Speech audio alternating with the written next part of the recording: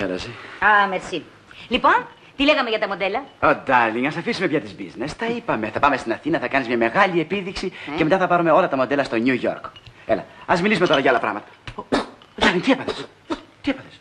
Ποτάσα μου δώσες. Ουίσκι, Darling, ουίσκι. Δεν πίνεις ουίσκι. Πού να το πιω το ουίσκι. Α, ναι, κατάλαβα. Εσείς στο Παρίσι πίνετε μόνο σαμπάνια. Ω, ναι, μόνο σαμπάνια στο Παρίσι. Tonight, είμαι πολύ ευτυχής. Ωραία, γαργαλιεύε. Μα αυτό είναι πολύ αστείο. Μα είσαι όλο αστείο. Πολύ μ' αρέσει να είναι εύθυμος ο άνθρωπος. Πρώτη φορά και εγώ στη ζωή μου βρήκα μια γυναίκα που να με κάνει να χαρώ και να ζηλέψω. Μπράβο. Πέλαζη. Παρούσα. Πέλαζη. Ορίστε. I like you. Μετάφραση παρακαλώ. Μ' αρέσεις. Να σ' αρέσω.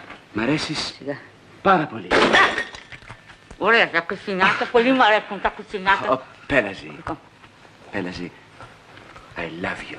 Τι είναι αυτό πάλι, μετάφραση. Μανία έχεις να μιλάς ξένες γλώσσες. I'm sorry, με συγχωρείς. Ήθελα να σου πω ότι σ' αγαπώ, αλλά ντρεπόμουν να το πω ελληνικά. Γιατί να το πεις. Γιατί να το πεις. Καλύτερα να μην το έλεγες. Γιατί να μην το πω. Μα τώρα είμαστε εμείς για τέτοια χρυσό. Ωραία, μ' αγαπάς. Και τι έγινε. Θα παντρευτούμε. Τι κάνουμε. Θα παντρευτούμε. Όχι. Γιατί. Όχι, χρυσό μου, γιατί έτσι και μπλέξω εγώ με άντρα, με κυνηγάει μαύρη πλερέζα. Μα τώρα είναι πολύ αστείο. Very funny. Very funny. Εγώ πάντως θα σε παντρευτώ οπωσδήποτε. Παντρευτείς. Ναι.